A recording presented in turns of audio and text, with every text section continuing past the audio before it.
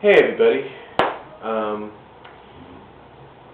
First of all, I want to say that yesterday I did a video in the morning right across the street in a park where I was talking about what was going to happen last night in the, I guess you could say the one night only, as far as we know, one night only battle or Monday Night War between TNA and WWE. Unfortunately, I couldn't upload that at the time because I was uploading my Decade in Review series that I was finishing up. And also I was putting in a new bit of RAM into my computer and possibly trying to upload or install Windows 7 Ultimate. Unfortunately, I found out that I couldn't do that unless I cleared out my computer.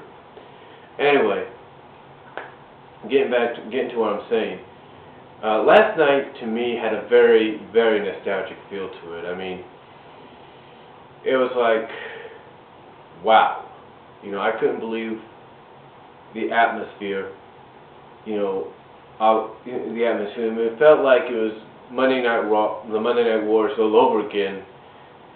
And, the first hour of TNA, you got to give them credit. They know how to draw in an audience. They are learning how to draw in an audience. I mean, rumors are going around that Jeff Hardy was going to make an appearance. Now, we don't know if his appearance in TNA was one time. We don't know if he signed a contract with them. We don't know what's going on. But Jeff Hardy made a one-time appearance, as far as we know, last night back in, made his return. I guess, I don't know if it's like I said, for one time or not, in TNA, along with Shannon Moore. Like I said, we don't know if it's one time only. We don't know if it's for a series of matches. We don't know what's going on. I guess maybe he needed money. I don't know, because they said him and Shannon drove off in the Ferrari with the manila envelopes that they wanted. I don't know.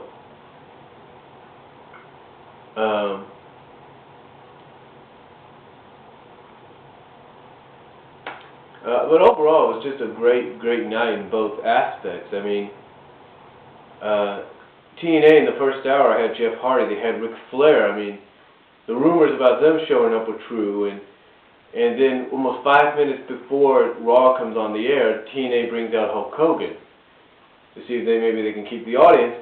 But of course, the audience also wants to see Bret Hart's return and his interaction with Shawn Michaels and Vince McMahon, and sort of like I said, a very nostalgic feel. It was like back and forth, back and forth. No one knew what to do. Now, unless you had two TVs with two TiVos on them, or you had two TVs with DVD recorders, or a picture and a picture, and that was the only way you'd be able to watch everything. Now, TNA is smart, though. This Thursday night, they're going to replay the entire 3-hour show. So that, just in case people had to switch back and forth, this time they don't have to. Now, if you can't wait till then, you can go on certain sites and find it and download it. So, anyway, it was just a huge, very nostalgic feel. I mean, it was like, to me, I was like, what do I remember I remember when we hit 8:55 and 8:57, I was kind of contemplating, what do I do? What do I do? Because I usually record Monday Night Raw. So I was like, what do I do? What do I do? And I figured, if Raw's going to come on at this time, let it come on. I don't know what to do. So, anyway, I recorded Raw. I switched back and forth during commercials to TNA, see what was going on. It was unbelievable. And seeing the appearances of Val Venus coming into TNA and Orlando Jordan, it's like, and then Sting also makes his appearance. I mean, we don't know what's going on there. And a possible NWO reunion or whatever the hell they're going to be called now, the Wolfpack, I guess. I don't know. It was like, wow, this is just totally amazing. I don't know what was going on. And then TNA, and like I said, it was a very nostalgic feel because you didn't know what was going to happen on WWE Raw with Bret, and you didn't know what was going on with TNA. And, TNA had some of the wrestlers like Machine Guns, Beer Money, Rhino being attacked in the back area. We find out who does that at the end of the show, who's been doing that. They got Bubba the Love Sponge, who ironically has always been there, and then who's almost like ironically in the area right when it happens. And then you have the Nasty Boys being let in, sneakily by Bubba the Love Sponge. I mean, something, basically something's been going on.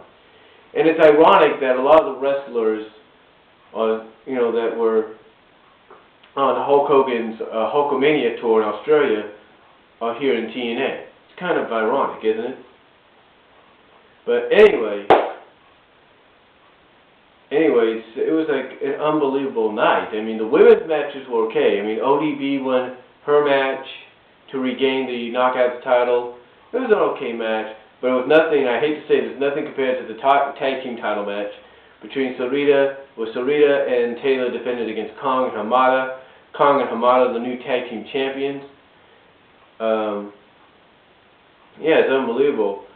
Unbelievable feel that night. And, it was just like, wow, you didn't know what was going on. And I like how almost at the same time, maybe a few minutes long, almost around the same time frame, they put up the two main events. I like how for the two main events, one's Randy Orton and Kofi Kingston, one of the hottest rivalries going right now in WWE. And on the other end, you have Kurt Angle and AJ Styles for the TNA title unexpectedly, which I guess cancels out the Genesis match, I don't know. And they have a phenomenal wrestling match, and you hear people in the background, you hear the audience going, this is wrestling, this is wrestling. And it's like unreal.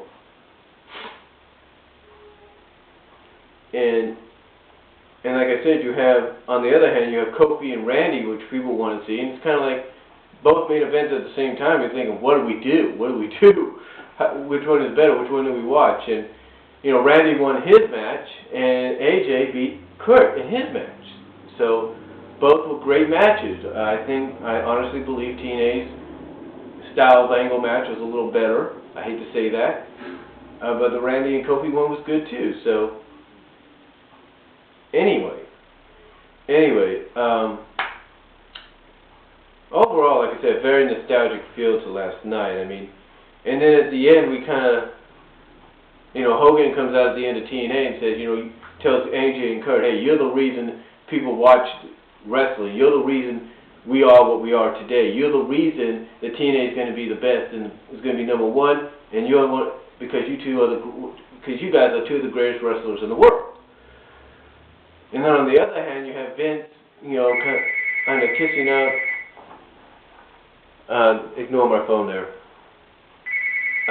Kissing up to you have Vince kissing up to Vince kissing up to Bret, suckering him in, and I guess you could say to kick him in the guts, which he does at the end of Raw. But then at the end of Impact, you have, and I apologize for my phone there. That's a 1-800 number. I don't know why they keep calling. But then at the end of Impact, you have Foley coming in, confronting Bischoff, and then getting attacked from behind by Hall, Nash, and Waltman. And then you have Hogan coming in, after hearing that Foley was there, and then Hogan coming in, looking down, looking disappointed, like either I don't know if it's a look of disappointment at Foley, or if it's a look of disappointment at Hall, Nash, Waltman, and Bischoff, because this is not what he wanted. This is not what he said was going. He said this was not going to happen because he gave Dixie his word. I don't know what's going on. So, but overall, like I say, very nostalgic feel to last night. Overall, great night. I don't know if we'll see it again. I don't know if maybe this is the start of Monday Night Wars Part 2. We'll just have to wait and see. And again, if anybody missed Impact or had to switch back and forth, they can see it all without interruption on Thursday, or without switching back and forth on Thursday when they replay it. Or if you can't wait that long, there are sites that I know of where you can download. You can download it in 2 parts or maybe just 1 full part.